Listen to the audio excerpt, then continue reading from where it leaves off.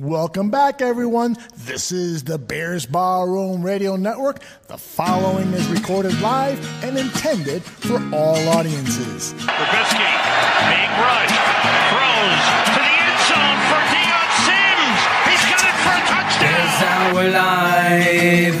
Bears Hour Live. One straight hour of Bears talk with Bears Girl and that draft Dr. Phil guy.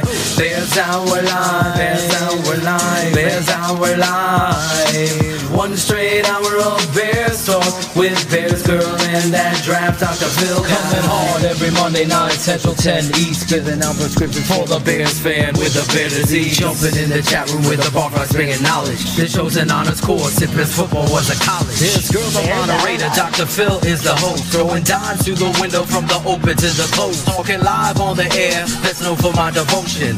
First name Phil, my last a Toshin. After Phil on Twitter, bringing truth, golden touch. I'm riding foreign country singing Oh Canada. BHL, floor on top like saliva does backwash. I take this back to high school to take a football fact course. Yes, on the show, get the serum of the truth. 365 Bears talk in the bar, analyzing every one of Mitchell 7-7 drop. No doubt how it's elite, cause we never flip-flop. Bears Hour Live.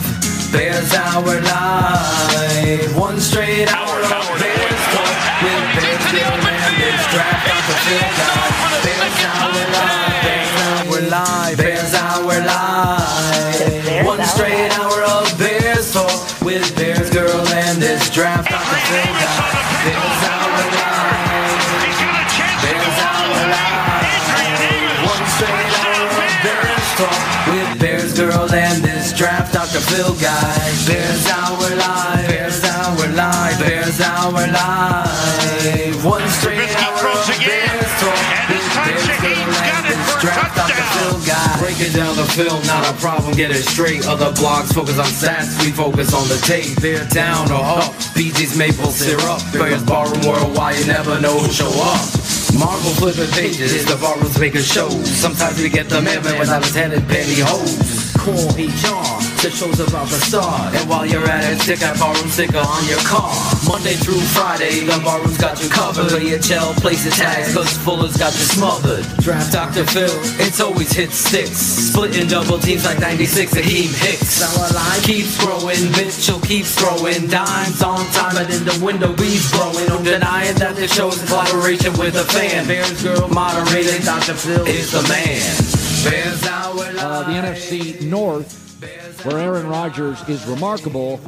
Stafford, I think, is talented but underachieves. I mean, Kirk Cousins is a C+, B- talent. And Mitch Trubisky, I didn't like him being drafted. There's something there, but you can't deny his passer rating was awful last year, and he never had a 2-touchdown game.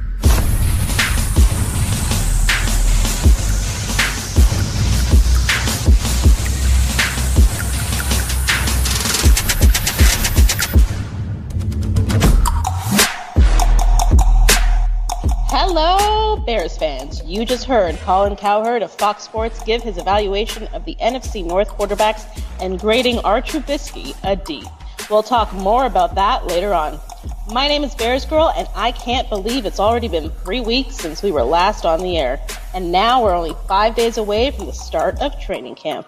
We hope you've been enjoying your summer and you are back with us listening to Bears Hour Live with Draft Dr. Phil.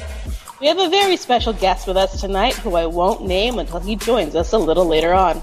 We're going to cover thoughts on what the so-called analysts have been saying about this offseason, discussing that criticism of Trubisky, the rookie that didn't report to camp today, the roster predictions already making news, the polls on favorite Bears to wear all 99 numbers the doc has been running daily, and of course, answer our barfly questions submitted to us on Twitter with the hashtag AskBHL. Let's start this show like we always do with your opening rant, Phil. But before we do, I want to let you know I'm pretty sure my thumbs are darker than yours now. How's it going, Doc? I'm willing to take that bet. As you know, I am a competitor till the very end. So it's been 3 weeks I've given you to get tan. I don't know. I got BHL, shining lights on me. I finally get to hear that Dope's intro song and stuff the super producer brought. So I'm glad to be back. We will get our thumbs compared at some point. We'll come up with something. But how are you doing tonight, BG? Long time no talk. I know.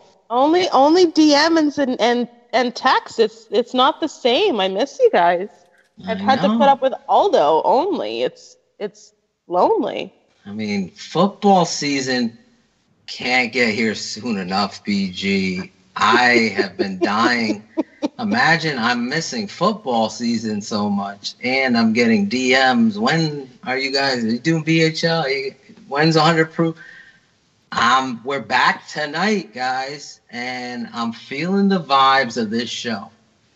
Because I gotta say something, BG, and it's been 3 weeks of me building up, and you know how guys get when they're 3 weeks building up, and it's not good. So I'm fired up tonight because tonight I want to take you in the classroom. As a coach, a teacher, as somebody who's played this game, I'm tired of this manipulative media and everything you have going on. You got a president talking about fake news and BS on that level of weakness, and wherever you stand on the political end is your right. In this classroom, I'm going to tell you exactly the truth, my truth, and what I live by, and why you listen to Bears Barroom Radio. I'm going to tell you the difference between an analyst of football and a good one, because there's bad analysts, there's bad teachers, just like there's bad bus drivers or hot dog makers or Putin creators. Okay? Poutine creators. There's bad of everything, but there's still a line. A writer versus an analyst. A writer just reports what he sees or someone is telling him. Okay? Insider, Adam Schefter, Ian Rappaport, and that's it. Those are the only insiders I know. Just report the news. Adam Schefter's knowledge of football, I don't know. Is he teaching us how to, Jason Pierre-Paul has to deliver the blow differently now that he lost fingers? Is he going to be able to teach you that? No. So analyst's job is to teach and to show what is transpiring on the football field. That is my job on Bears Barroom. I'm going to analyze the tape, and I'm going to give you the truth, the opinion of the tape, that it's not going to lie to me. And that's why I speak so with my heart on my sleeve, because I'm never going to lie. A writer could say something and switch the very next day. If they're a writer or a show host, same thing in that same genre. They're not an analyst. A host reads it, what the reporter wrote. They just read. They want to have a story.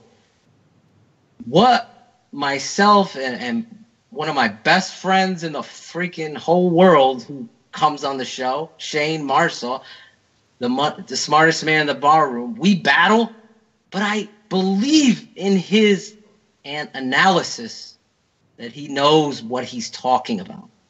And that's where Aldo signed us up and mixed us up in this blender, and we came out with these shows. John Buffone show, knows football, knows the game. He's an analyst and a reporter. You could do both. The point of my rant is that there's so much flip-floppage. There's so many manipulations of truth. We've had David Kaplan and Grody and not Finley, the kid from The Athletic. I don't know why I always lose his name. Had him on here. We've talked to players. We aren't hiding behind a tweet and then and locking our accounts. We're sitting here truthfully telling you what you want to hear and sharing that information with nowhere to hide. It's right there on the podcast stream, on YouTube, on Twitter. I'm going to tell you the truth. These writers, these bloggers, the blog, Jonathan Wood, I've seen writers on the Tribune, the Sun Times, writers. They're just reporters guessing football. I want someone of any writer, David Hall, whoever you have, throw out there that's going to show me and show you how to block a counterplay out of 22 formation versus an odd front. When they could do that and then do the same play, same formation against an even front, then they're analysts. Then they know every nook and cranny. But when they paint this broad brush of Adrian Amos, for example, well, PFF gave him a great score, but, I don't know. He has no interceptions. That's a writer. That's a writer that doesn't recognize Adrian Amos has covered more ground in the alley stopping a screenplay that fooled everybody. And he's the last line of defense in a solo tackle moment. With everything on the line, he makes the tackle. And what does he get for that? It wasn't a turnover. I mean, it was a good tackle. No, it saved the whole 6 points. It saved what is so valuable when talking heads on Monday, the reporters talking about hidden yardage and how many stats. But on Sunday, when the game matters and Adrian Amos has come through the alley and filled and stuffed a running back on 3rd and 3 to make 4th and 1 and force a punt, that's as good as a turnover.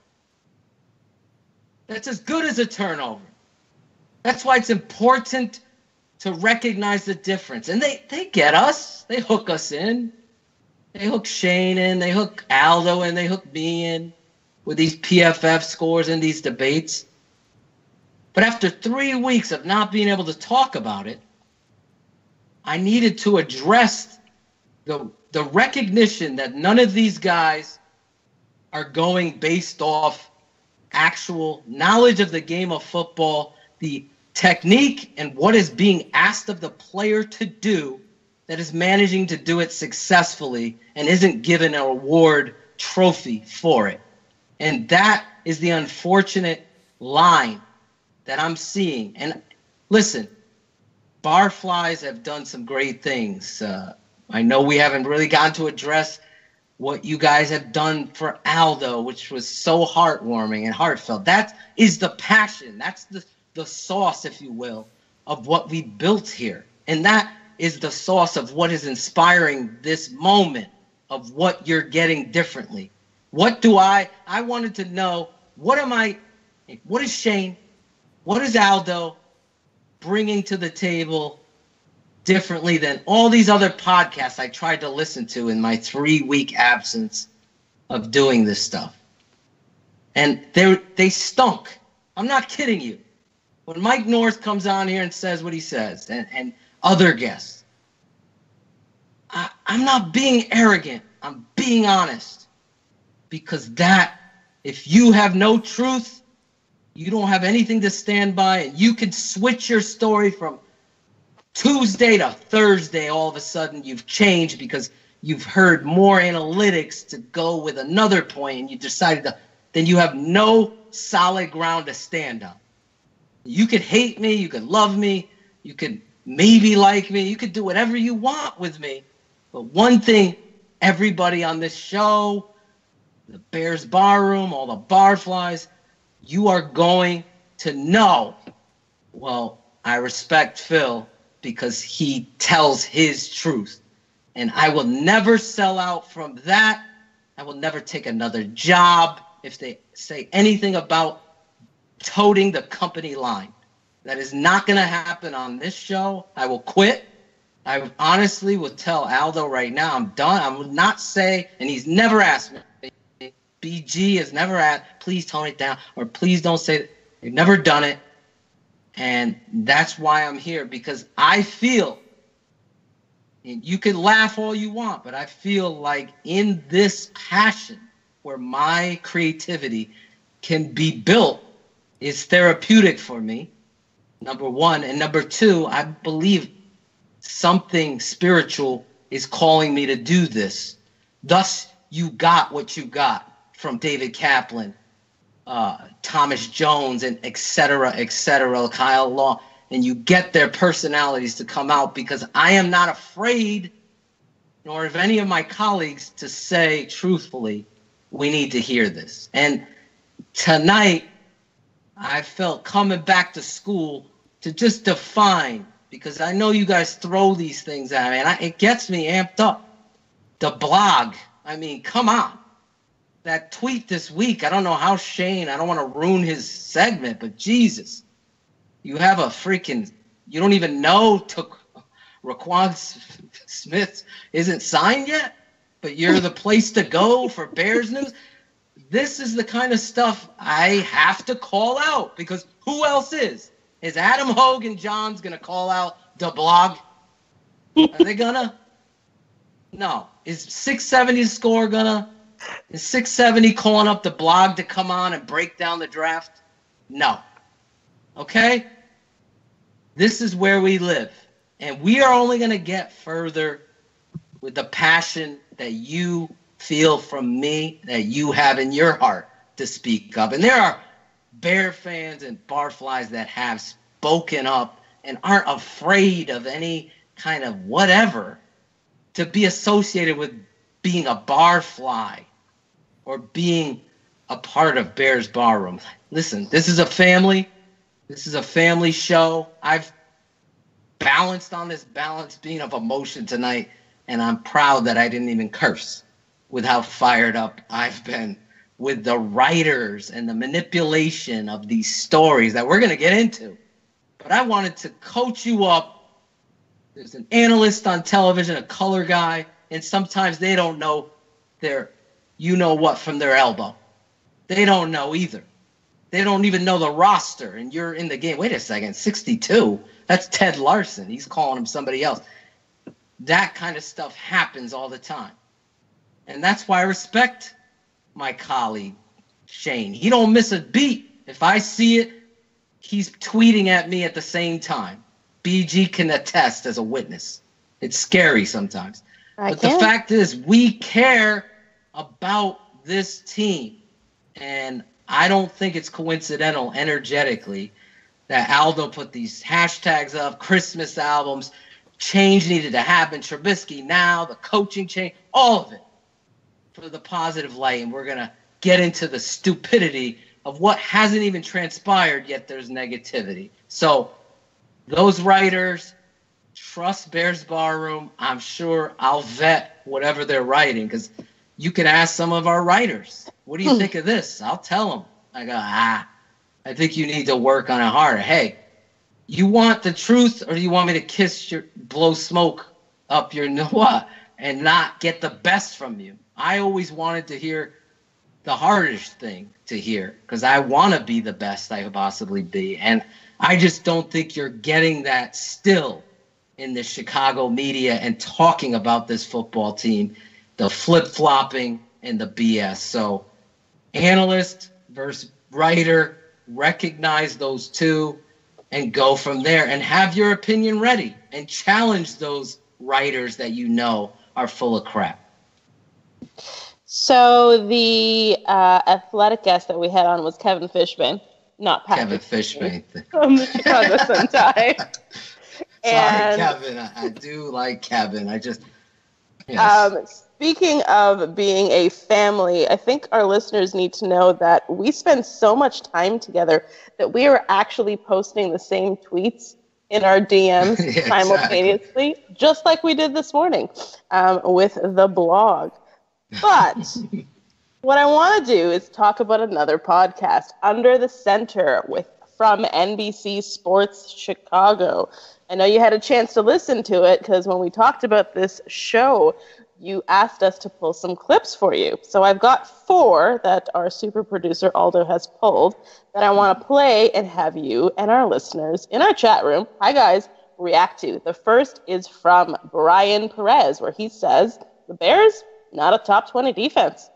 With Leonard Floyd, he looks the part, right? And I think that's what gets fans excited. It gets scouts excited. It gets ultimately GMs excited. He looks the part, but the Bears are treading on thin ice because if he doesn't become the part, if he doesn't become the guy that they drafted him to be, I don't know how this defense is even top 20 by year's end. Thoughts on that? Wow. Well, here's the problem. And if you don't know, I know Brian. He hired me to be an analyst, a chief analyst with USA Today at Bears Wire. And I have honestly, again, my opening rant, I am not going to pull any punches. That to me is so wrong on every level, Brian, because, and Brian should know better, because you have evidence of a football team without this football player on it. And you're still a top 10 defense. And you're still having a lot of pressures and sacks on the quarterback generated differently. To say the whole team, you're essentially saying this whole defense relies on Leonard Floyd, and that's it. And that's never been the case. In fact, you all know that how I felt about the young man coming out as a pass rusher, as a draft pick. So to say that you're not going to be a top 20 defense if he's injured or he's unavailable, you've already played without this football player. That right there makes no sense to me at all. And it also lacks the mechanism of a defensive coordinator returning with an improved defense because you've kept everybody together. And that kind of cohesiveness should never go unnoticed and should be never overlooked. In fact, the only thing that hinders your football team's growth is injury. And thus, your plans need to be in accordance with the possibility of that. And thus, they went out and drafted a Roquan Smith whose ability to read, recognize, and get from point A to point B instinctively as well as athletically is so superior to what you've seen at the inside backer that's why he's the top 10 football pick and selection for the Bears this year. So looking back on the draft and the whole shows leading up to it, yes, thought pass rusher was the biggest hole in the roster. But the amount of talent to circumvent a selection or create what you want in regards to the roster wasn't there. You don't draft to fill a position. You draft talent that you feel like is going to help your football team. When you lose and you get yourself into years of football debt is when you are reaching for positional talent when it's not there.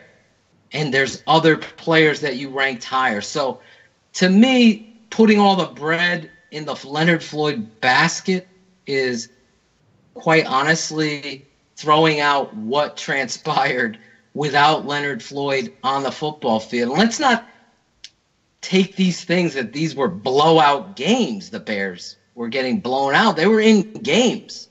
And to say that, to me, is really, really wrong right at this point.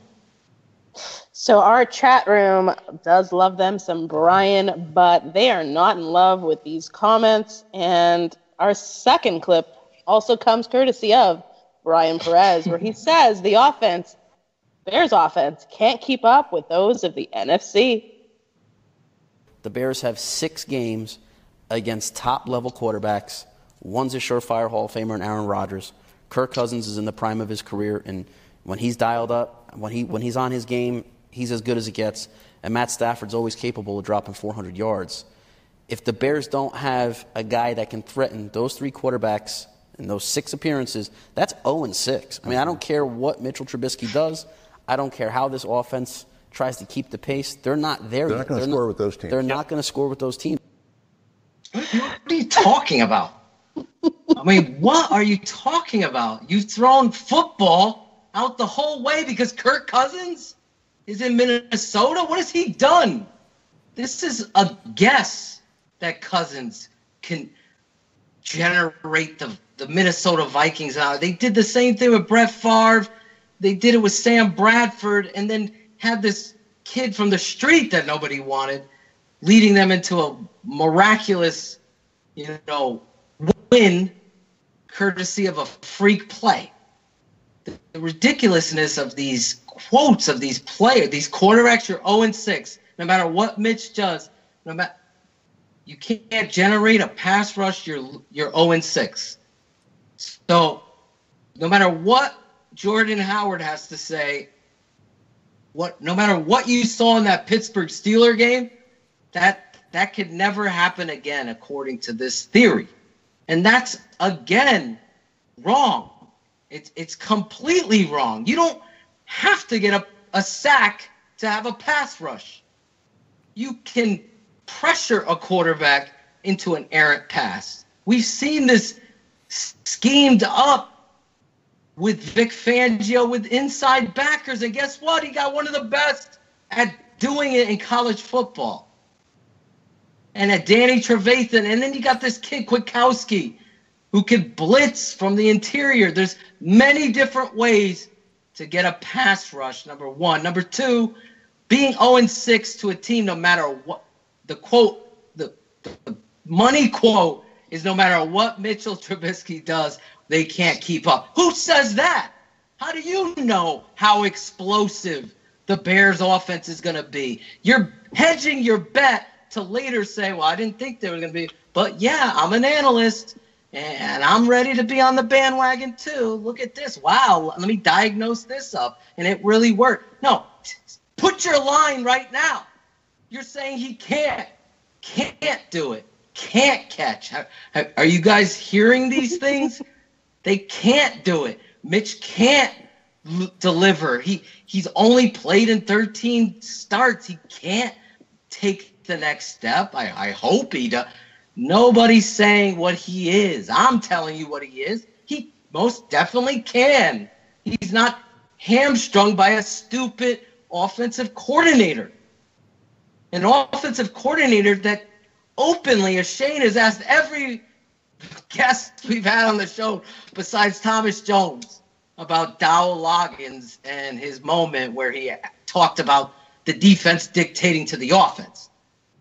To me, that's like a priest giving a sermon talking about, kids he might have touched inappropriately.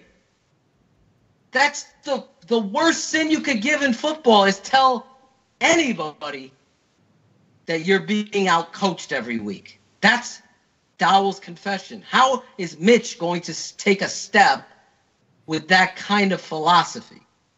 Then ignore the fact that the surrounding weaponry that Mitchell had to say you can't. And then ignore the amount he signed in the offseason to make Mitchell can.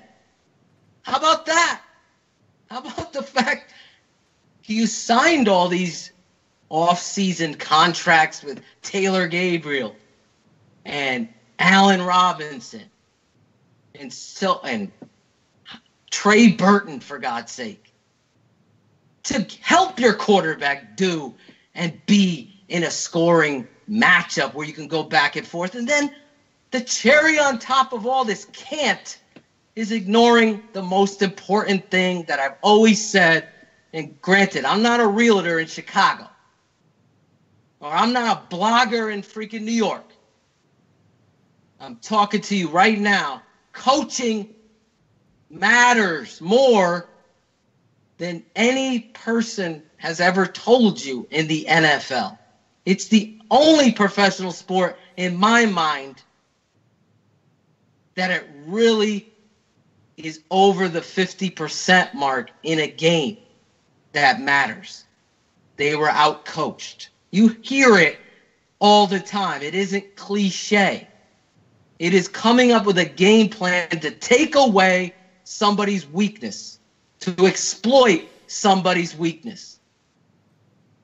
That right there is evident in my backyard. So you could be a hater. You can give all the credit to Tom Brady or Bill Belichick or the cheating. You can do whatever you want with your narrative.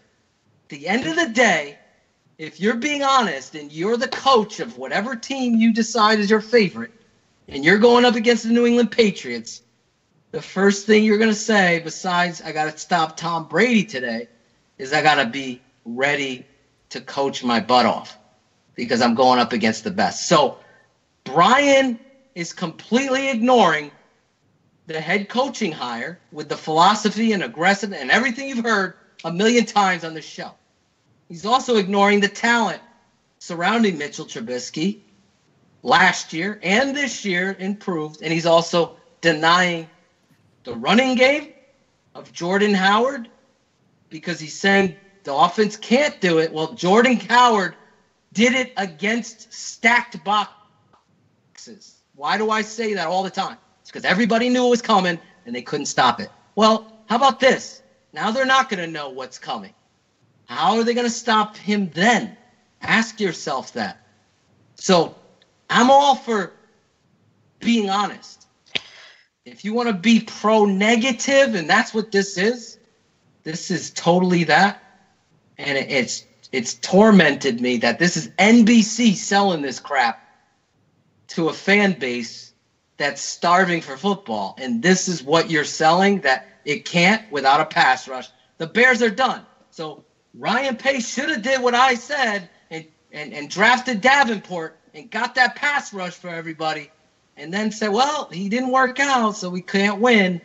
It's just not how this game is played. You can do it in other ways, and that's completely neglecting the offensive talent and the improvements and the head coach and basically everything positive that the Bears have done. They just threw in the garbage can in a matter of one answer in a segment that they all agreed upon. Well, maybe these guys can redeem themselves when they talk about one of the bar room's favorites, Akeem Hicks. Maybe not. Bears defense last year, more than anything, you look at them and you're like, yeah, they're good. You couldn't. Akeem Hicks was clearly the best player on that defense, but I mean, he's, for all the griping about him not making the Pro Bowl, and he probably should have made the Pro Bowl, he didn't make the Pro Bowl. It wasn't like people looked at the Bears defense and said, you know what, that guy's got to go to the Pro Bowl. I was more floored that he wasn't one of the top 100. I was just going to say that. Yeah, that too. And I don't know what the ratio is now, but it's voted by the players, right? Mm-hmm. Yeah, 1,100 players. So the players didn't even vote him into the top 100s. I don't know what that all means, but at the end of the day, it can't be good. It can't be good. Right. What? Do you see the double talk in the conversation? I mean, if I was an analyst analyzing this on a chalkboard, I'd start off with J.J. Stankovitz, and he's talking about how it surprised him that he didn't make the Pro Bowl, but there must be some reason because the Bears' defense isn't that good. I mean, they're good, but this is like Yentas talking up somebody in the grocery store to their friends, creating a controversy. Akeem Hicks is a superstar. Okay? You're in football games because of Akeem Hicks. That's not because I like the guy. I like the guy because of his X's and O's, not because he came on Bears 100 proof. It's not my way. I like people, yes, but this guy's football play, I would be damned if I sold you on something that isn't there. Is Akeem, I can criticize every football player. There's not a perfect guy out there, including Tom Brady, the greatest ever. It's not even close. I still could criticize him. And then to create this mantra that 1,100 players, well, you just said you were surprised, Mr. Mullen, that he didn't make the 100. But then 1,100 players, so there must be something to it. What film are you watching that makes those 1,100 players in a popularity contest? Christ, I've seen that in a poll on Twitter. That you can create a poll on Twitter that would make no sense, and people are voting for the nonsensical thing. There's racists out there that completely go against their faith and religion, and they're okay with it in their head, and other people are as well. Being hypocritical to Bible verses and what God's word is. Not that I'm coming in here for religion, but this stuff happens there on the most prophetic levels of religion and compassion and empathy and life. You don't think on a football podcast and writers have an agenda? What is the agenda here? To rip down Akeem Hicks? To say he's average or good? I'm telling you, he's great. What he did, despite the numbers, the 8 sacks. There's plays that I've put up on my timeline. Hundreds of plays of him playing the run just as hard as he does the pass in games that are in the balance, hustling and making plays that are forcing a punt, just like I talked about with Amos. To address that on any question, to me, is a grotesque error in football analysis. It really is, because it ultimately says that you don't have an opinion, but I'm just going to believe in what these 1,100 players decided, if that's the right number. I'm sure it is with Mullen, but simple as this. Without Akeem Hicks, what do the Bears defense stand on? You said he's their best player, then ultimately trash him as just good. And ultimately take this whole team as needing this defense. Do you see all the negativity and all the wrong? So the defense needs to win. They'll be 0-6. The pass rush needs to win. They'll be 0-6. Akeem, he's not in the top 100. He wasn't a Pro Bowl. I was shocked, but maybe there's some truth to it. He's just good. That's the analysis you're getting? That's unfortunate. That'll never happen with me. And it's just baffling, BG. I don't know how any barfly could even stand there listening to that. I want to talk about one more person before we get off the topic of these flip-floppers. Let's talk about Colin Cowherd. We played a clip in our open of him on Fox Sports, but let's dive into what he actually had to say about those NFC North quarterbacks. He rated Rodgers an A+, Stafford a B, Cousins a B-, and Trubisky a D. Well, it's unfortunate because it's all about clicks. Because here's a guy that has been caught in edited and video format where there's nowhere to hide. I mean, you're putting your name on this stuff. So if you're going to be an analyst like he's portraying to be in a show host forum where you're talking topics and you're addressing and creating a grade based on what you think a quarterback is or has done. So if you're looking at last year and you're grading and you came away with a D, that's the wrong grade in my book. Because the teacher and the grader need to understand the situation that a quarterback is dealing with in order to assess it appropriately. It's not a cop-out. It's not going against PFF. In fact, PFF probably supports that. It's recognizing making the right decisions, throwing the ball to the right place. If you can, on one end of the spectrum, talk about the terrible job Ryan Pace did with the wide receiver core, and then on the same spectrum, turn around and critique Mitchell Trubisky for his performance with the same receiver core that you're critiquing that can't get open and can't catch the football when they are, and all those things, then you're not properly analyzing. It needs to be addressed in the statement. Well, I'm going to give him a D+, and I'll say this.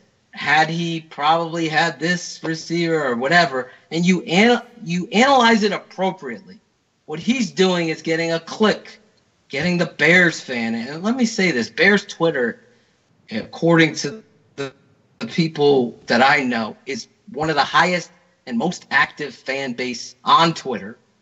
And these national media as well as the local media are finally catching up to the amount of craze that these Bears fans have. And that's why it's important to you ambassadors of the show to spread the word and talk about your favorite podcasts and your favorite website to get the information to these people. We've all sat in a bar with a guy, and I believe somebody was talking about it tonight about going to Wisconsin. I can't remember who said that, and they've never heard people more critical of Aaron Rodgers till now.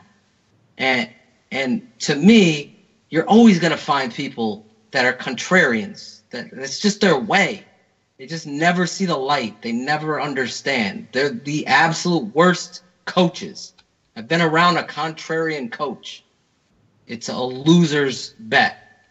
You have to think outside the box. You have to want to win no matter what. An injury occurs, you believe in what you're teaching to make the difference. You can always build talent up. You can't fit talent into doing something they can't. And that's the role of the coach to do that. In this, Kaepernick is totally taking a pile of spaghetti and throwing it at the wall, see what sticks, because it's easy to say Aaron Rodgers is great, Matt Stafford's going to put up stats, and so on and so forth. To me, this is the true litmus test for Mitch Trubisky. Everybody's waiting to write the story. Everybody's writing the story now and is going to be ready to change it next Saturday when camp opens up. Everything is going to be scrutinized, analyzed. You're going to have to be ready for it because we're going to have to be talking about it to calm the riots that are going to ensue if Mitch misses 2 open passes, for God's sake, in practice. They're going to be crazy hot takes on this stuff. The bottom line is when the lights go on in a scrimmage, you saw Mike Glennon. Think back to that Broncos game. Think back to listening to Bears Bar and I'm going nuts because it didn't take a genius coach to recognize he wasn't ready. He was the rookie. The rookie was more ready than he was because he didn't believe at all in his offensive coordinator or talent or whatever. He was the least confident quarterback I've ever seen in a Bears uniform. It was a miracle of Jordan Howard type miracle to win games with that guy. But Colin Cowherd is a click-crazed lunatic who wants to spark riot. Let me say this. To me, watching every snap, this football player stood in there, was accurate, wasn't challenged enough, wasn't even given bread and butter to build confidence. You used to talk about Brett Favre needing a couple plays, a couple slant routes, a quick screen to get him in his groove, even throw a deep ball. You didn't see that here because you had a coach with no feel and a head coach who's suppressing everything down. So let's see who Mitch is now. And I am going to be on the bet that accuracy wins the day and athleticism. You give me those 2 traits, I'm going to win at quarterback. Guess what? Mitchell's got both of those. And now he's got an offensive coach with the philosophy to be aggressive and use his attributes to the best of his ability. And then all these flip-floppers are going to be coming around on the Mitchell wow, the kid's really great. I remember we had the audio of Heath Bar Crunch. He got crunched out of the NFL Network talking about this kid as a leader before he even got, a foot at Hallis Hall. He's being criticized. So let's get ready, because I know it's coming, and I'm forewarning you, but I know at the end of the day, the cream is going to rise to the top, and that's going to be Trubisky. So I'm tired of talking about flip-flops. The only ones I want to talk about are the ones I was wearing in Cuba last week. We have our special guest on the line right now. And Phil, you've been polling Bears fans and Barflies Daily, asking them to vote on their favorite Bear, and we are at number 55 now. So before I reveal the results of today's poll, I want to bring in our guest, someone for whom this poll was very easy, and someone who is much beloved here at the Barroom, John Buffone of Buffone 55. Welcome to Bears Hour Live.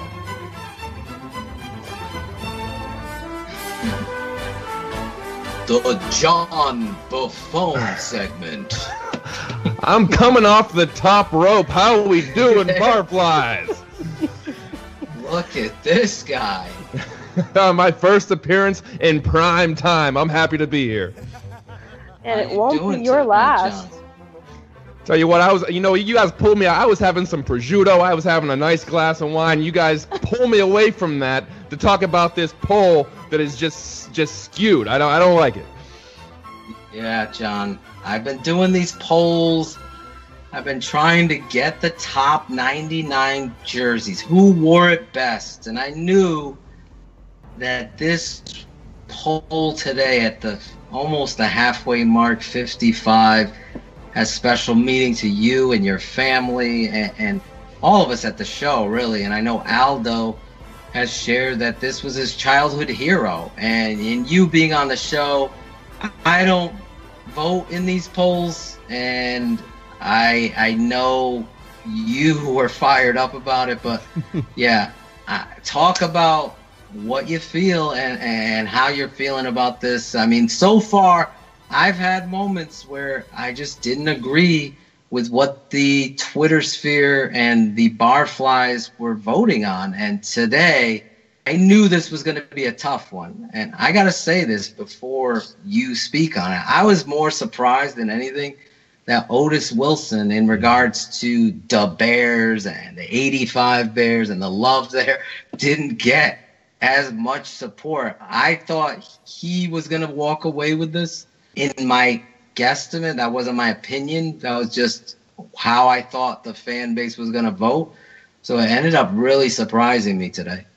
Oh, without a doubt. And if you look at the number 55, that's one of the more difficult numbers to really vote on, because you do have Briggs, you have Otis Wilson, and of course you have Uncle Doug in that. I wasn't overly surprised by the results. I'm going to tell you why. Because I thought either Otis Wilson was going to get the nod because of the Super Bowl, the 85 Bears, or Lance Briggs, because you know what, a lot of these people are voting, and the first name that pops up when you say 55, the first one you probably remember if you're under the age of 40 or 30 is Lance Briggs, because he was playing in the league up until a couple years ago. So you hear 55 and you associate it with somebody that you actually got to watch on TV. A lot of people never got to watch Uncle Doug on TV, especially national TV if you were outside of the Chicago market.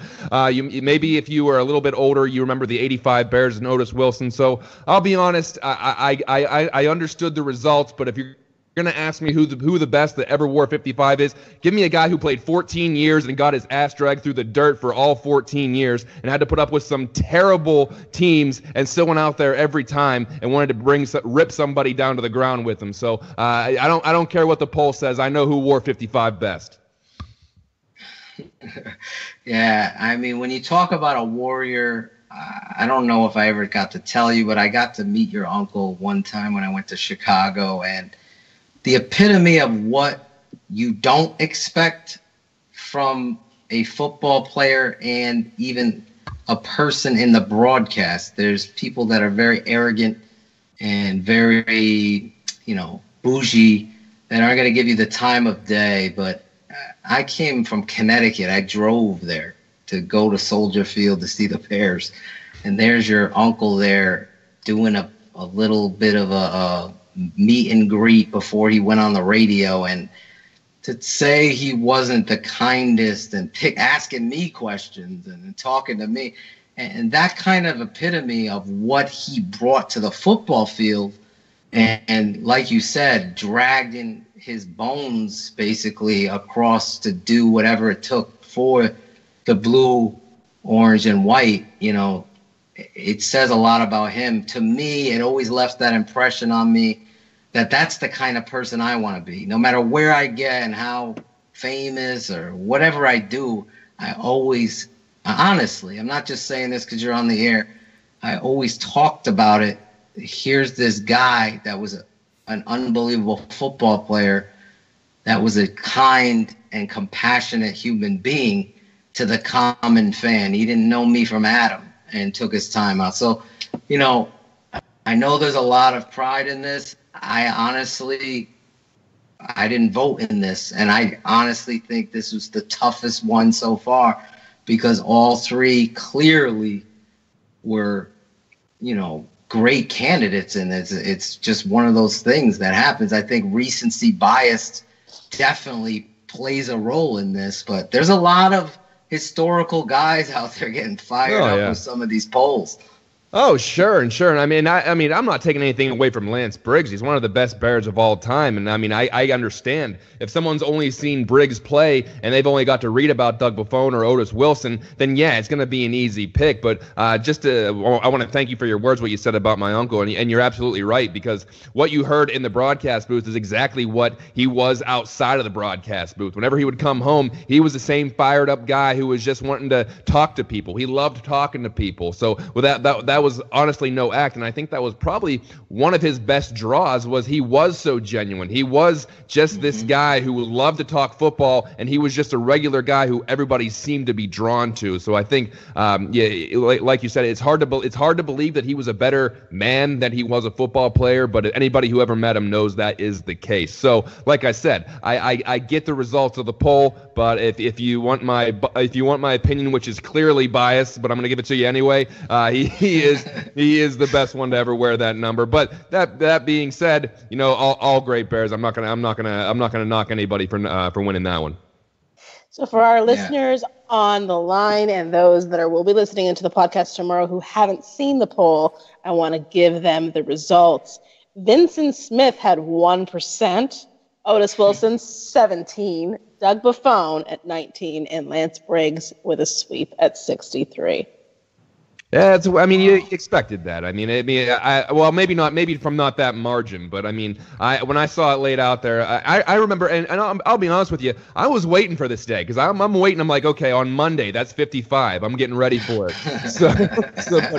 When I was thinking about it, I'm just like, man, it's gonna be hard to overcome Briggs. He was on some of the best defenses of the early 2000s. He was on the team that went to the Super Bowl. He was a guy who re-upped with the Bears, even though the Niners might have been tampering with him a little bit, something like that. So, Briggs kind of stays in the minds of a lot of people, especially you associate the last time the Bears were good, you think about Lance Briggs. So, you think you want to go back to that time, the most recent time when the Bears were actually relevant, and Lance Briggs is one of those names, just like Urlacher, just like Tillman, just like anybody else. You throw out some of those names, they bring back nice memories whenever the Bears were relevant. So I get it.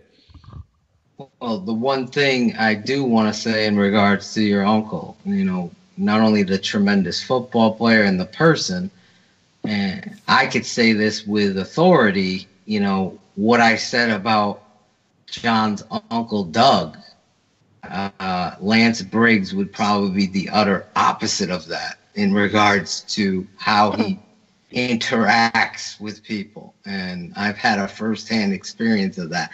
So I keep it 100. Those type of things sit with me. Again, obviously, we're voting for the jersey. I think recency bias was involved in this.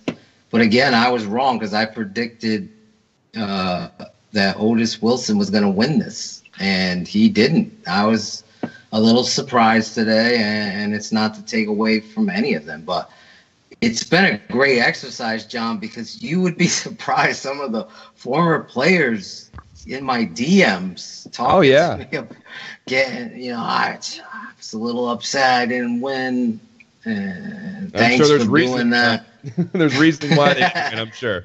Yeah, so it's been fun exercise for Bears Barroom, and I really asked, the BG to reach out and get you on the show tonight because, it's a time to look back on great 55s, and you look at the number, you look at Syracuse 44, and you think of these numbers that go along with teams, and the Bears, even in this process, have had jerseys retired with 61, Bill George. And a lot of these young guys, they don't know why nobody wears 56.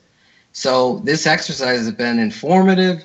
It's also looked at the talent, at the position, at these numbers, and some of them have been atrocious in regards to talent there, and some have been tremendous. So 55 is alive for me with Doug Buffone, and I really wanted you to come on here and share your thoughts and opinions and just bring it out there to the fans that have missed you as well. We had to get you on. Oh, absolutely. And I'm going to be back soon. Training camp is right around the corner, and it looks like we might be moving the show around, maybe a different time, maybe so people can listen to it a little more at their convenience. Who knows what we'll be doing with that. But to talk about the jersey exercise we've been doing at the bar room, I love it because it shows you the good players from the past. It gets you ramped up about how good the Bears were and it's the countdown to the season to look ahead. They're going to be good this year. We're getting excited about how good they used to be, and we're getting excited about how good they're going to be. So this is a good way to get everybody in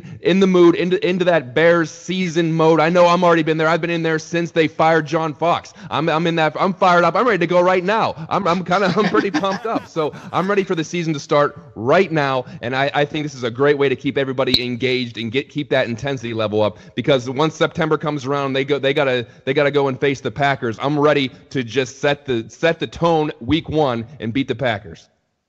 Well, John, our people are talking to your agent about when you are coming back with Buffone 55, and we will let your diehard fans, including Ben Driscola, the president of your fan club, know what day and what time they can find you. And of course, if you can't catch Buffone 55 live, you can hear the podcast released the same day. I want to give you guys one bit from the chat room from our super producer himself before we end this segment. He says, part of the issue is that the Bears themselves have not done a good job of celebrating their legacy players. They need to learn from the Blackhawks. No, they do. And I want to say one thing. This has been an exercise that media members have reached out to me, players. The Bears haven't. I will be truthful in that. But the exercise itself, as John is saying, in preparation to going to the season and getting you amped up, also unveiled another thing.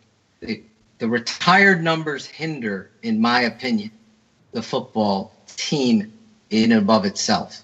There should be a recognition of these players at the stadium where it all goes down at Soldier Field, and Dougie Buffone's name, number 55, should be up there for what he did and what he gave up for this franchise. And Walter Payton and all of them. Otis Wilson's name should be up there. 55 Wilson too. It should be acknowledged and recognized that this team has had players, not only Hall of Famers, but historical players that deserve to be in a ring of honor to steal the Cowboys type of.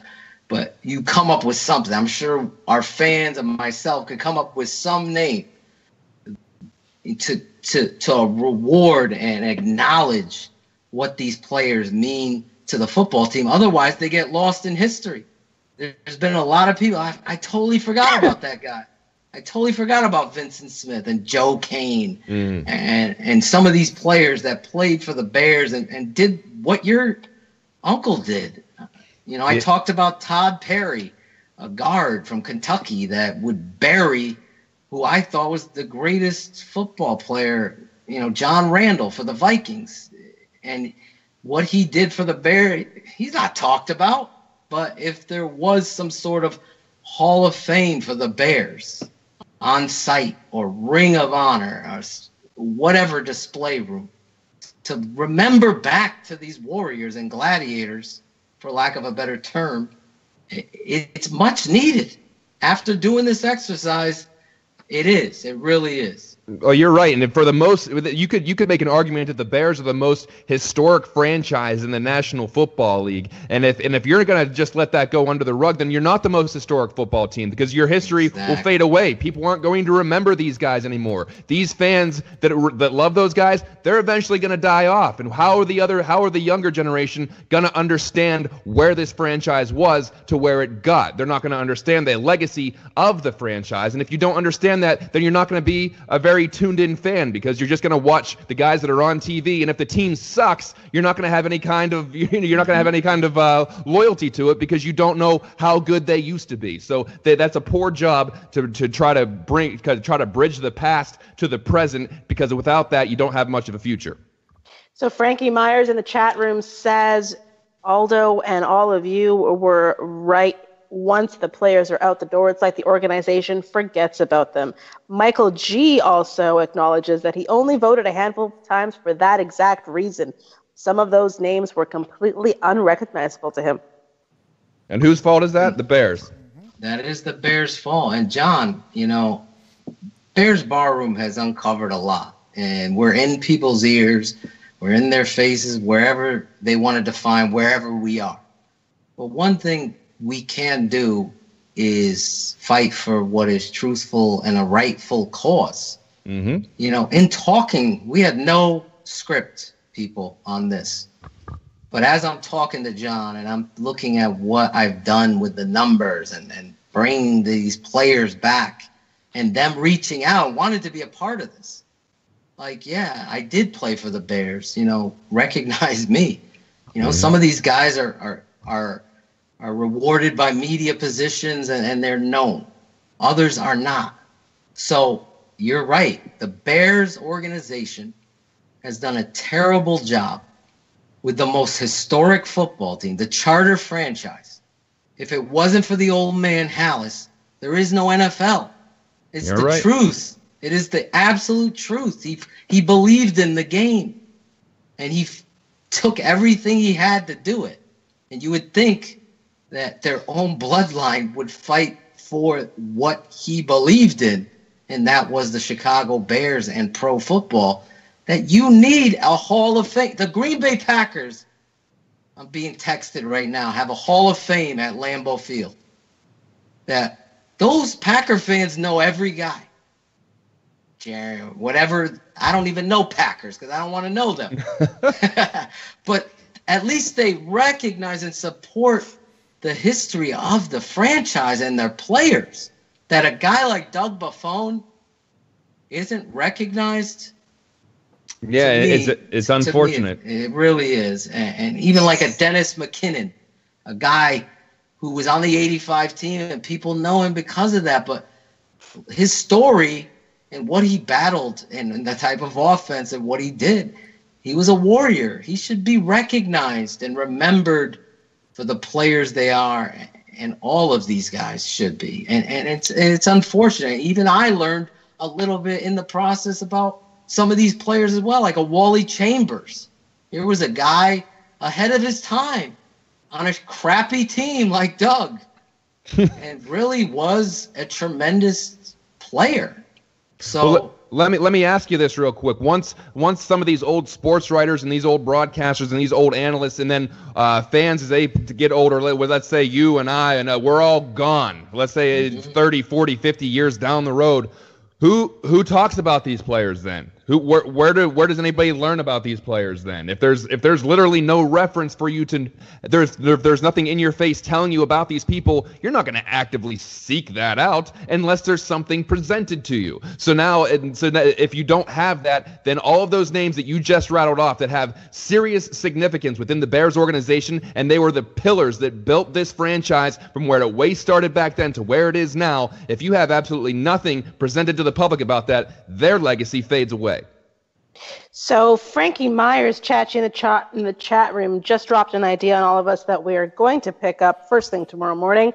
We should petition the new media team to do a weekly throwback on Thursdays where they celebrate players of the past. It's not like they don't have the tape and can't make some highlight reels. We have the technology. We have the technology. If I could do it on my iPhone, imagine what I could do or somebody could do in a freaking television studio with all of the B-roll. Can you imagine? And to me, it is a disappointment. It's a good idea, but it's not enough to me. I think there needs to be an on-site, maybe they're planning on doing it at Hallis Hall, but the way they are security-wise, are they going to allow, like, who's driving up to go to Hallis? It's got to be at Soldier Field. It's got to be some part of their plan and their defining moment saying we need this to support our franchise. I mean, it's got to be part of the pilgrimage. It's got to be part of the pilgrimage to get out to Chicago. If you're not from around the area and you're making your way out to Chicago, it's got to be part of that pilgrimage trip, and it has to be in a place where it's easily accessible and you know it's there. And John, one other thing, and BG, quick before we move on. You know, there was something today that struck me. It leaked out what the Packers made in regards to their national media check. So each year when these contracts and what have you come, and each team gets money back from the league, and they have to leak it out because, of course, they have 350,000 owners and everybody owns. So it leaks out that they got a $255 million check today or yesterday from the NFL. For each franchise got that on top of whatever revenue and everything else they made. So let's think about the city of Chicago now, John, and Aldo knows. There's a wealthy franchise owner named Virginia McCaskey. She got a $255 million check, today.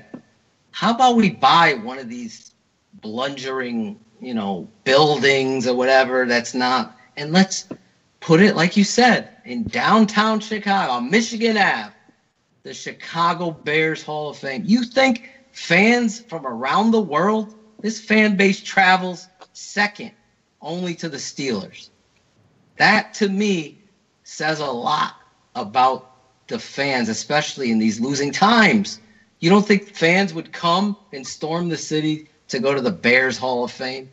To me, it's a win-win. It does everything you're talking about tonight, and it educates and makes the fan craving for more, want more knowledge, and less recency bias, and really move on from there. To me, it makes so much sense. It's a great idea. $255 million. You know how much prosciutto that is. Oh, man. That's the good stuff. Oh, man, that's high-end prosciutto. So we have the chat room wanting Virginia on the phone. I am sorry, guys. Family show.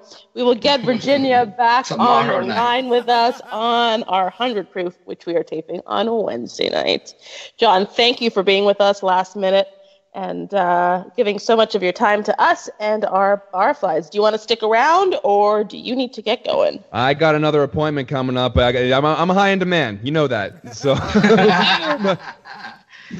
But I took a little dip from work to do this, so I got to get back in there. I'm on a deadline, so I got to get things going. But hey, I'm gonna be back, and then Buffone 55 is gonna be back on the airwaves, and then we're gonna get this season into full gear. I'm ready to go. Thanks, John. Beautiful. All right, take care, guys. Thanks, John, Bye. for coming on, brother. Yep. There he is, BG. There he is, and there he goes. And you know who was missing tonight from our chat room? Who's that? Ben Driscoll. He's going to be waking up and so disappointed that he missed. If he was president of the fan club, he should have known that Buffone was our special guest. So I'm just saying. He didn't have that innate instinctive quality that you look for in a super fan. I'm just saying he probably doesn't have the right insiders. Anywho, moving on. Let's talk about who didn't show up to rookie camp. NFL's Ian Rappaport at Rap Sheet reported this morning that Bears' first-round linebacker Roquan Smith is not with the team as the rookies reported for training camp today, according to sources. It's not officially a holdout until the veterans are due on July 19th. But Smith doesn't have a deal yet, so he's staying away until it happens. I've seen fans who are concerned. I've seen fans who aren't fussed at all. What are your thoughts on this, Doc? I mean, anybody hedging any kind of feeling, to me, you want the guy signed. You know, you want that stuff done and football to be priority number one. There's going to be people that overreact and say, well, he doesn't care. Well, and there's other people that recognize this is his life, as we talked about with Kyle Fuller signing with the Packers, only to be mad. These are their lives. The average is 3 years that you get in the NFL. You want him to be like Doug Buffone, 14 years in the league, helping the Bears, but you don't know. Injuries occur. Anything could happen, God forbid. And you got to get these things done. Unfortunately, it hasn't got done. I don't think it's time to panic.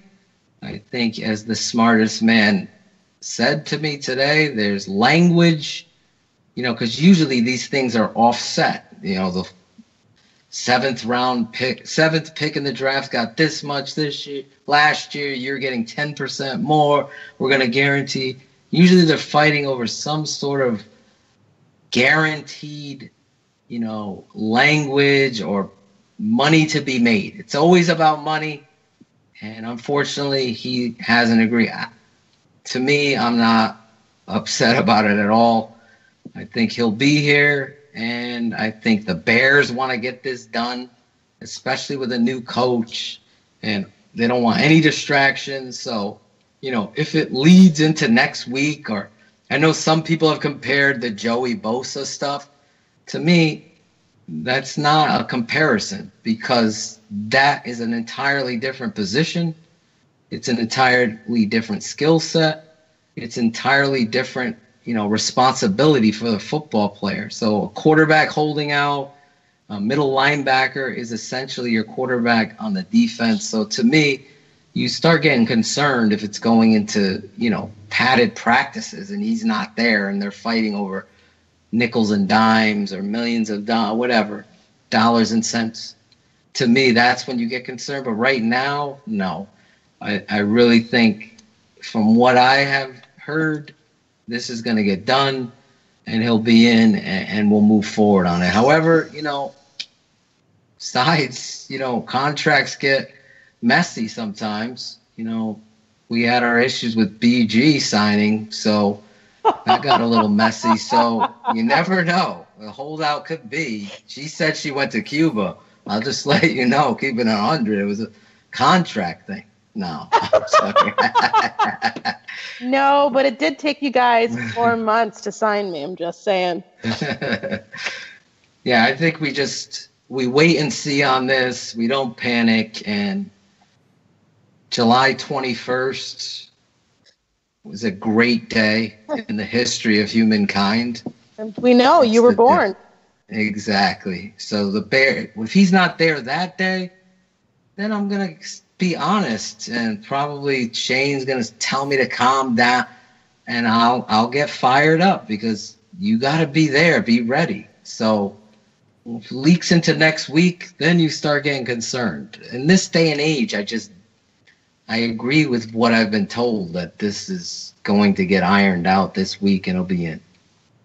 Well, Bobby Phelan is in the house, and he's reminding us that Trubisky got signed 2 days before camp last year, so not to worry about it. There you go. Bobby dropping bombs. He is. He's our guy. Always dropping bombs. Bobby bombs. All right, our last segment is on roster predictions. Patrick Finley, who you thought was with us, of the Chicago Sun-Times, at Patrick Finley, released his article last night on who he thinks makes the Bears 2018 roster by position. I know you felt it was way too early to be making those predictions, but let's go over what he had to say, and let's pick 3 positions you want me to talk about. Honestly, I was reading it and I'm just like baffled by the rationale of it. So you could pick any of them, BG, and I've had an issue with how things are worded, and so what do you want to start with? The quarterbacks we can skip because it's pretty easy. They're probably going to keep all three. So where do you want to go? Since there was so much talk about the offense earlier in the show, let's move over to the defense. Let's talk about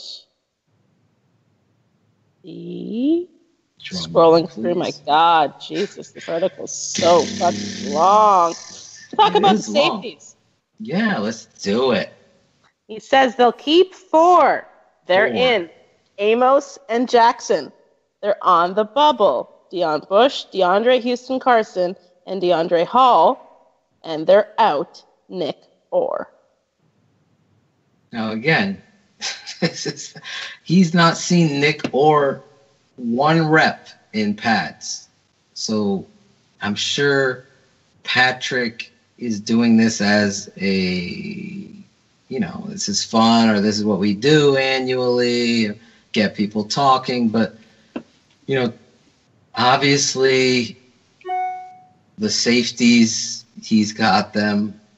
And then you got the bubble guys, and he's got them correct. But to say Nick Orr is out, the undrafted kid out of Texas Christian University, to me, I'm excited to see. He's one of the guys I have circled. I want to see how he competes in camp. And when I ask you guys, and you're going to be at camp, keep an eye on this kid. I want to see what he's doing. And then obviously when it comes to scrimmages, I call them glorified scrimmages, games, preseason games. You're going to see whose light gets turned on, and this roster is really exciting, especially at that position, because I know Vic went out of his way to talk up Deion Bush and Houston Carson as well. So what are those guys going to bring to the table? To me, Patrick has this right for his article basis, but that Nick Orr comment, to me, is way too early to say he's out. Okay, so moving on to wide receivers. He says they'll keep 6. Yeah, Allen Robinson, Taylor Gabriel, Anthony Miller, Kevin White. They're on the bubble. Josh Bellamy, Benny Fowler, Marlon Brown, Tanner Gentry, and Javon Wims. And they're out. DeMarcus Ayers, Matt Fleming, and Garrett Johnson. Again, he's covering the guys that are easy because they're signings, and then putting bubbles. I mean, what does that even mean? They're on the bubble and then they're out. There's no shot from Matt Fleming. Again, another guy I've talked and asked, let's keep an eye on this football player to see what he brings to the table. Competition to me has always gone out the window with this football team. You talk about the history of the Bears. Old man played the best guys that were going to give him the chance to win. Then they made their money. Nowadays, you sign a guy or you draft a guy high, they played. The guy that came in undrafted might be a bottom half of the roster guy. It'll be a Bob Christian that gets some looks in camp. He makes the team. He gets cut. All of a sudden, he's in Atlanta going to the Pro Bowl. That's the problem. That's what needed to be fixed. Fox didn't do it. Tressman didn't do it. These guys made the roster as undrafted, were kind of pushed to the back, a.k.a. Cameron Meredith, Jordan Howard, a 5th-round pick, Jeremy Langford is starting in front of them. Go on and on, where the best don't play. Now you're looking at this roster, and Kevin White is no lock, as he's saying, but is he the best? He's saying he's a lock. To me, he's on the bubble just like everybody else. If that is how you're going to write it. I look at this and I think everybody has a shot, including a guy like Tanner Gentry and this kid Matt Fleming. Who's going to step up? That's what this coach is preaching. Be you so we could be us. Be you so we could be us. That's always been my mantra. The fact that Nagy's doing it only leads me to believe that the best players are going to play and are going to make this football team. And then those guys that are very close to making it are going to be asked to come back and be supportive on the practice squad with that plan for the future for them. One last position to cover. Any picks that you want to go over? Or do you want me to pick? Let's go with the offensive line. This will be All interesting. right. See what he says there. Scroll through. 1 second. Oh my God. It's always exciting. There it is. He Scroll. says, well, it's just because this article's got so many ads. Hair formula, freaking Big Chew. I mean, it's got so much. Someone Offensive spell line- this word for me. Offensive line, he says they'll likely keep 8. They're in Cody Whitehair, Kyle Long, Charles Leno Jr., Bobby Massey, and James Daniels. They're on the bubble. Bradley Sowell, Eric Cush, Earl Watford, and Jordan Morgan. They're out. Hronis Grasu, Matt McCants, Jeremy Hall, Will Perkak, Brandon Green, Dion Allen, and Rashad Howard. Well, you're going to keep 8, so I don't know how those guys are on the bubble. Like a Soul was signed to come back and return. A Cush was extended to return because they identified their talents, especially Soul, with Harry coming in and him being a early re-signing in the Nagy system. They obviously watched the tape, met with the young man, and really liked his athleticism and his disposition. So he's a lock to me right now, based on what I see talent-wise and his story of how. And then again, you're throwing all the undrafteds again in they're out chamber, and I get it. It's an article for fun, but they haven't padded up yet. I actually agree with them. I think Hronis Grasu, I tried my damnedest to find one play where I thought he dominated. Not he was good, not that he did his job, that he was aggressive, athletic, and a finisher. I was not able to do that. And to me, if you are starting games and in the context of a full game, I can't find one play where you were dominant against any football player, any opponent. There's just no way you should be on the roster. So I agree with him on that. I was thinking he would put him in the bubble category, and I was going to blast him for that. But I will point that out, because doing the film study, you just don't see anything. And then I'm excited about Cush. And again, he could be on the bubble. I know Aldo's talked about his health concerns and what have you. So you got to be excited about the return of some of these players, as well as the combination of James Daniels coming in here and what that's going to do for this offensive line. And it's going to be exciting, because I think some of these undrafteds, if they get into camp and they have the right disposition, because this is a veteran group now that have been here, if you look at this offensive line, and it's going to take a special kind of person. And you obviously, James is already in here because of his draft status and his talent. I think, looking back, I said it on Bears Barroom's draft show, I'll say it again, he's going to be recognized as a steal in this draft.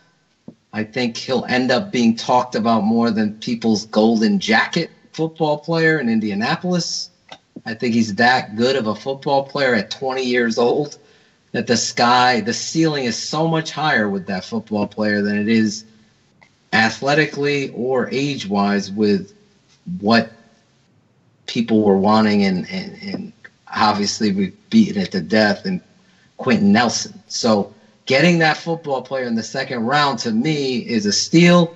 He's going to be tremendous for this football team, even in pushing fire under someone else's veteran butt to get the best out of them. Daniels is going to be a godsend to what they're doing here. And I know Harry, according to somebody in the know of Harry, is so enamored with Daniels.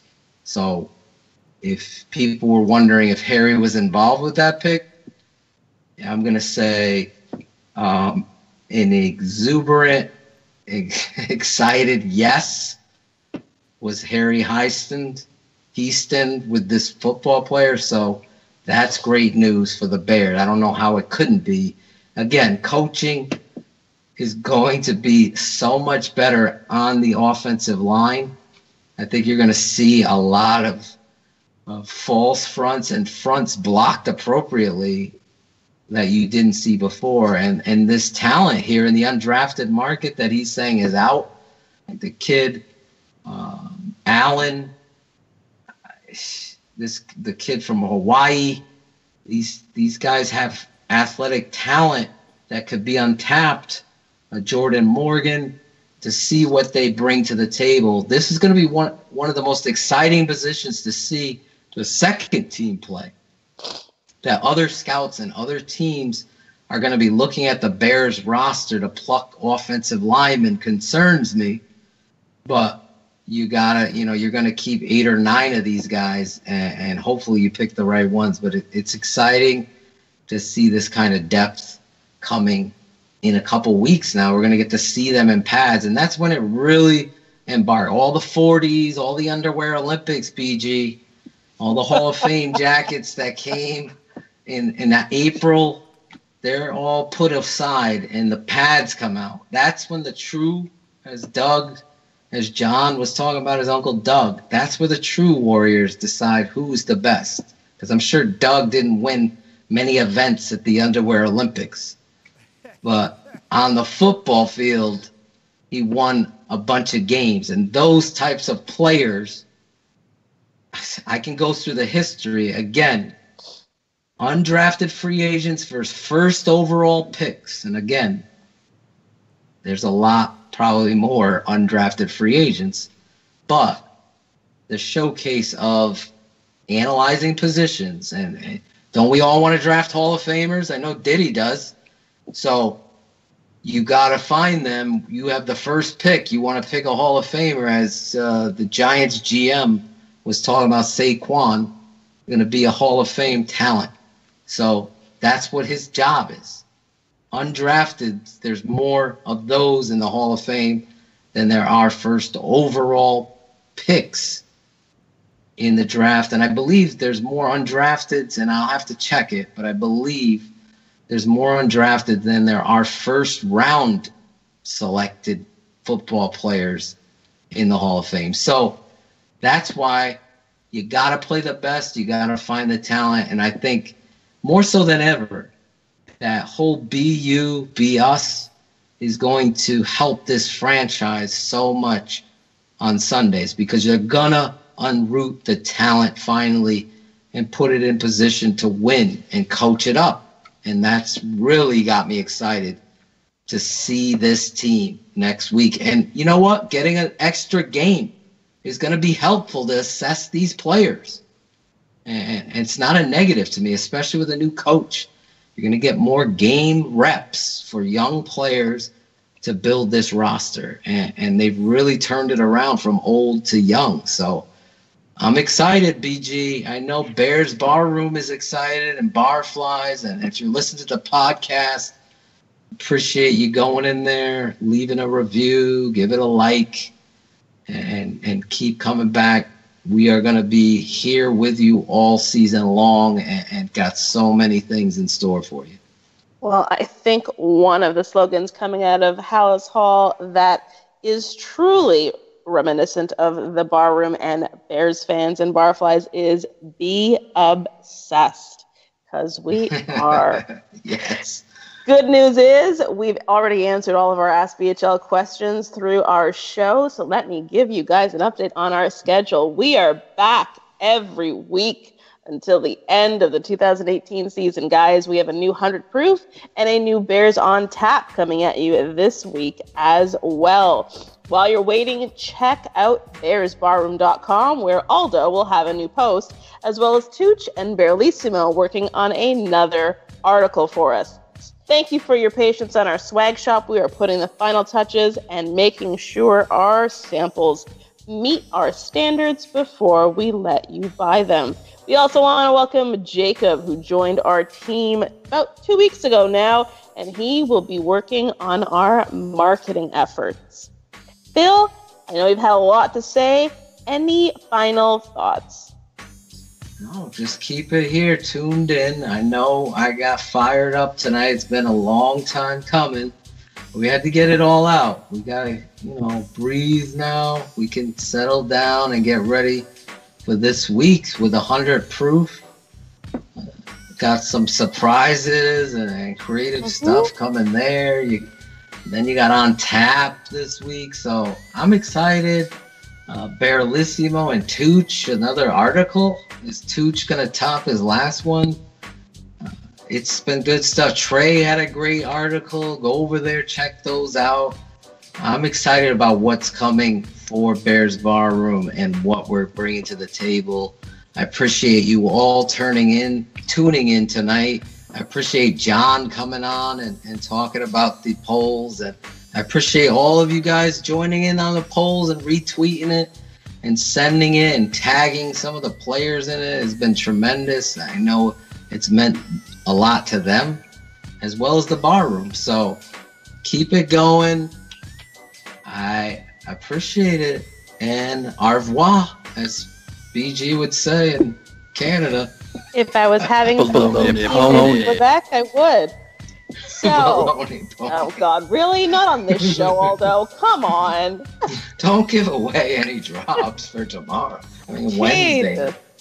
Thank you to our barflies keeping our chat room alive tonight. We absolutely love interacting with you each and every show. We hope you are gearing up for an epic 2018 season, because as Phil has mentioned, we at the Bar Room are ready for you for the next 30 weeks of Bears and NFL coverage, and it is going to be ridiculous.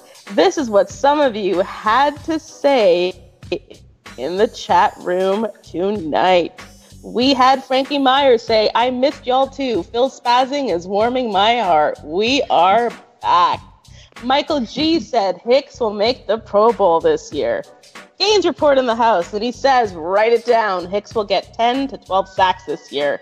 And our beloved super producer, Aldo Gandia, said during the offseason, some members may start to suffer from off-season derangement syndrome, also known as ridiculous. OCS. That wraps up this edition of Bears Hour Live, and we will see you all next week. Bye. Au revoir. Adios. Ciao. Ciao. See? Did it again. A bientôt.